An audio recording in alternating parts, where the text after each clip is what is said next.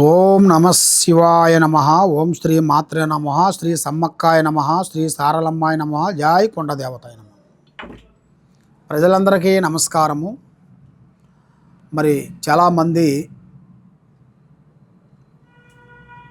చాలా విధానాలుగా భగవంతుడికి డబ్బు అనేది ప్రతి ఒక్కడికి అవసరమే. డబ్బు అనేది ప్రతి ఒక్కడికి అవసరము, ప్రతి ఒక్కడికి కావాల్సిందే. మరి డబ్బు నిలవాలంటే ఏం చేయాలి గురువుగారు? డబ్బు అనేది మా చేతిలో నిలబడుతులేదండి. ఎంత కష్టపడ్డా పొద్దున్నుంచి సాయంత్రం వరకు మేము చాలా వరకు కష్టపడుతుంటాము. ఎంత కష్టపడ్డా కూడా మా చేతిలో సాయంత్రం కల్లా నయా పైస నిలబడుతులేదండి. నేను కష్టపడతాను, నా భార్య కష్టపడుతుంది, నా పిల్లలు కష్టపడతారు. మరి ఎంత కష్టపడ్డా కూడా ఏది నిలబడుకోకుండా అయిపోతుంది. మరి ఆ డబ్బు అనేది మనకి ఎలా నిలబడుతుందండి?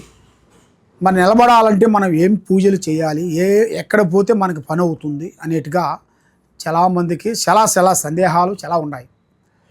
కాబట్టి లక్ష్మి అనేది అమ్మవారు, ఆమె ఒక దుఃఖం ఉండదు, అన్ని దుఃఖంలో తిరుగుతుంటుంది. లక్ష్మీ దేవతని మనం ఆరాధించి మనం రమ్మన్నప్పుడు రావటం కాదు, ఆమె రావాలన్నప్పుడే మన దగ్గరికి వస్తుంది. మరి ఆమె రావాలన్నప్పుడు మనం ఆ టయానికల్లా మనం ఏం చేయాలి అనేది మెయిన్ సబ్జెక్టు.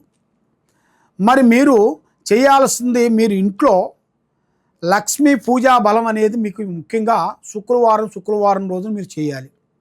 9 శుక్రవారాలు మీరు ఆ లక్ష్మికి అమ్మవారిని ఇంట్లో నిలుపుకోవాలి. నిలుపుకొని మనకి దగ్గరలో ఉండవలసిన ఆడవాళ్ళని పిలిచి వాళ్ళకి కొన్ని వస్త్రాలు కానీ రైకి ఫీట్లు కానీ వాళ్ళకి పెట్టి, వాళ్ళకి ఆకు ఒక్క తమలపాకు అది దాంతో వాళ్ళకి సమర్పించాలి. 9 మందికి సమర్పించాలి. ఆ 9 మందికి మీరు సమర్పించినట్టుకైతే మెయిన్గా ఆ లక్ష్మీ దేవత అనేది మనకి రావాల్సిన టయానికి అనేది అమ్మవారు అనేది ఒక దారి చూపించినట్టుగా అమ్మవారికి మనం ఆ దారి చూపించుకోకుండా మనం తలుపులు వేసుకుంటే అమ్మవారు ఎలా వస్తుంది? రాదు కదా. మన తలుపులు తెరుచుకుంటే కదా అమ్మవారు మన దగ్గరికి వచ్చేది. అదేవిధంగా ఆ లక్ష్మీ పూజా బలం మన ఇంట్లో ఫస్ట్ చేయాలి. అది అయిపోయిన తర్వాత మన ఇంటి మీద, మీ పిల్లల మీద, మీ కుటుంబం మీద నరదిష్టి ప్రభావం అనేది ఎక్కువగా పడుతుంటుంది. మరి ఆ నరదృష్టి ప్రభావం అనేది దానికి కూడా మీరు కొద్ది శాంతులు చేసుకోవాలి.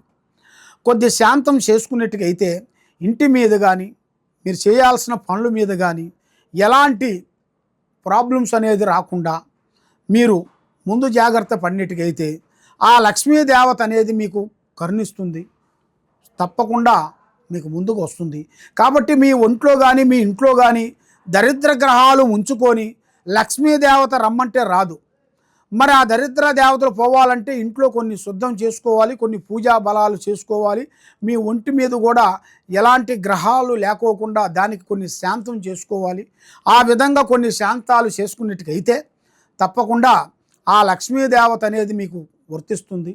కాబట్టి ఇంట్లో భార్యాభర్తలు ప్రశాంతంగా ఉండకోకుండా వాళ్ళిద్దరి మధ్యలో గొడవలు, చికాకులు, ఇబ్బందులు, ఎక్కువగా టెన్షన్ పడుతుంటారు. దానివల్ల కూడా ఆ లక్ష్మీదేవత అనేది ఎక్కువగా రాదు. భార్యాభర్తలు కొంచెం వైవాహిక జీవితంలో ప్రశాంతంగా ఉండాలి.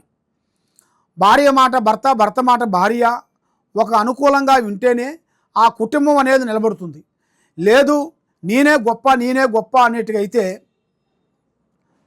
ముందుకు రాలేరు. కాబట్టి ముందు ఆ లక్ష్మీదేవత అనేది ముందుగా నిలబడాలి, మనశ్శాంతిగా ఉండాలి, మరి ప్రశాంతంగా ఉండాలి అంటే మరి మీరు చేయాల్సిన పూజా బలం అనేది ఒకటి ఉంటుంది. అష్టలక్ష్మి వశీకరణ పూజ. అష్టలక్ష్మి వశీకరణ పూజా బలం అనేది మీరు చేసినట్టుకైతే మీ ఇంటి మీద, మీ మీద ఎలాంటి దిష్టి ప్రయోగాలు పోతాయి, లక్ష్మి నిలబడుతుంది, మనశ్శాంతిగా ఉంటుంది. ఏ కార్యక్రమం చేయాలనుకుంటారో ఆ కార్యక్రమం మీకు 100% మీకు కరెక్ట్గా సక్సెస్ అవుతుంది. కాబట్టి ఈ కింద ఉండాల్సిన నెంబర్కి మాకు సంప్రదించండి. మీకు ఏ సమస్య ఉన్నా కూడా మేము చూసి చెప్పగలుగుతాము. ఆ లక్ష్మీదేవత అనేది మీకు వశీకరణం అయ్యేట్టు కూడా మీకు పూజా బలం చేయగలుగుతాం. సర్వో జనా సుఖినో భవంతు. ఓం నమ శివాయ నమః.